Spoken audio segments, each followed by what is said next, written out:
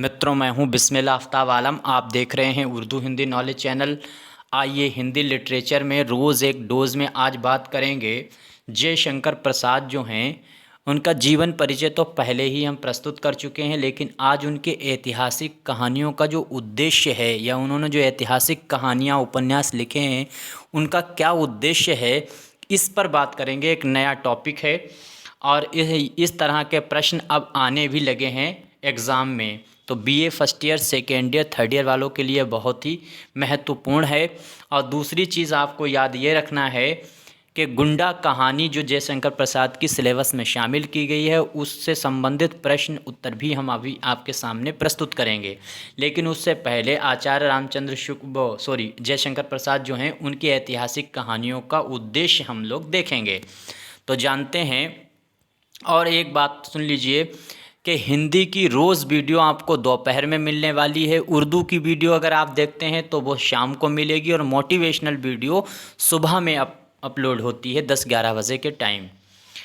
आप जानते हैं जयशंकर प्रसाद एक युग परिवर्तक लेखक थे, जिन्होंने एक ही साथ में कविता, नाटक, कहानी और उपन्यास के क्षेत्र में हिंदी को गौरव करने लायक कृतियाँ दी हैं। ये बात समझिए, जयशंकर प्रसाद जो हैं वो छायावाद के लेखक हैं।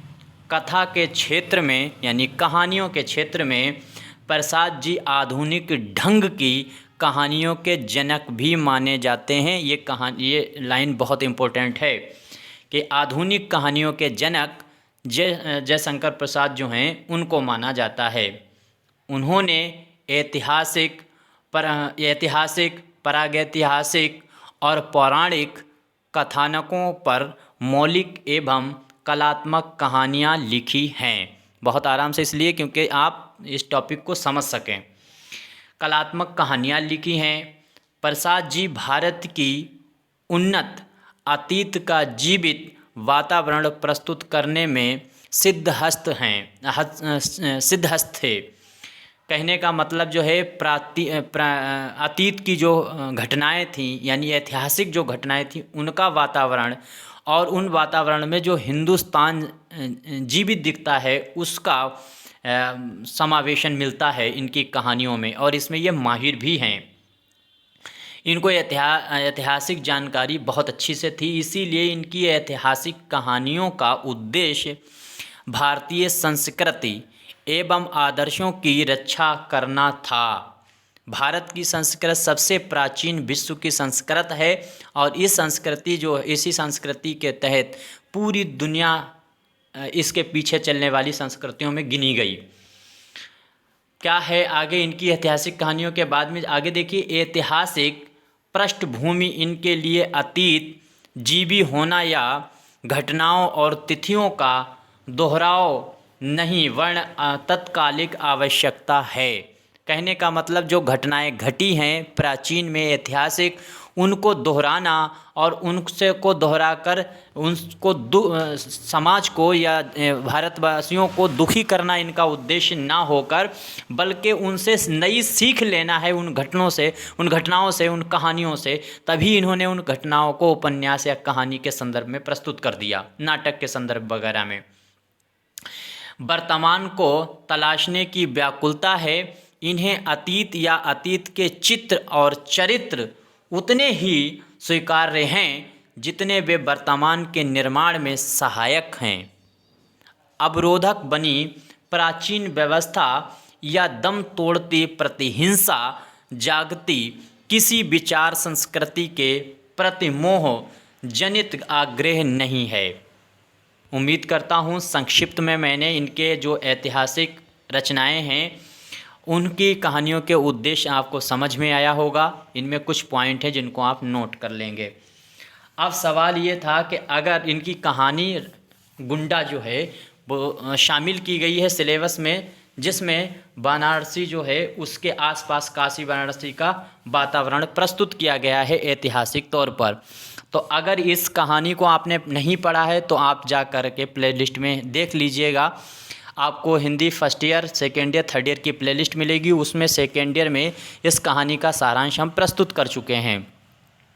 तो इसमें क्या है कि कहानी जो इसमें अगर आपसे प्रश्न पूछा जाता है कि राजमाता, इसमें एक चरित्र है राजमाता पन्ना देवी, ये चरित्र है, अपने बाल्यकाल में बाल्य जो इनकी अवस्था थी उसमें किससे प्रेम करती थी। अगर ये प्रश्न आपसे पूछा जाता है तो आपका जवाब होना चाहिए नन्हकू सिंह से। नन्हकू सिंह गुंडा क्यों बन गया था, अगर प्रश्न ये आता है तो इसका सीधा सा उत्तर आप देंगे, जीवन की कुछ अभिलाष से अभिलाषा यानी उसकी इच्छाएं जो थीं वो मानसिक चोट से घायल होकर प्रतिष्ठित जमींदार का पुत्र नन्हकू, जमींदार ये एक ज़मींदार थे, उनका पुत्र था नन्हकू, और ये गुंडा बन गया था। इसके बाद में पन्ना देवी का विवाह किससे हुआ था, ये प्रश्न आपसे पूछा जा सकता है। तो महाराज बलवंत सिंह से इनका विवाह हुआ था पन्ना का, और ये प्रेम किससे करती थी, नन्हकू सिंह से। और अगर आपसे पूछा जाता है कि गुंडा कहानी में किस अंग्रेज शासक, यानी उस टाइम की जो घटना है जब यहाँ पर हिंदुस्तान में अंग्रेज़ों का शासन था, तो किस जो अंग्रेज़ शासक है उसका उल्लेख मिलता है इस कहानी में, तो वारन हेस्टिंग। इसको कई बार बड़ी टीजीटी के एग्ज़ाम में पूछा गया था, वारन हेस्टिंग जो है किस कहानी में पात्र दिखाया गया है, तो ये आपको याद रखना है, गुंडा कहानी। इसके बाद में राजमाता पन्ना जो हैं उनको चेत सिंह जो है वो कहाँ ले जाने का विचार कर रहे थे, तो कोलकाता, उनको वहाँ पहुँचाना, वहाँ पर आप सुरक्षित समझते। गुंडा कहानी में अगर मौलवी का नाम पूछा जाता है तो आपको अलाउद्दीन कुबरा मौलवी का नाम याद रखना है। जयशंकर प्रसाद किस युग के रचनाकार हैं, तो आप छायावाद के कहेंगे। छायावाद के 4 स्तंभ हैं, महादेवी वर्मा हैं, जयशंकर प्रसाद हैं, सुमित्रानंदन पंत और सूर्यकांत त्रिपाठी निराला। ये 4 लोग जो हैं छायावाद के स्तंभ माने जाते हैं।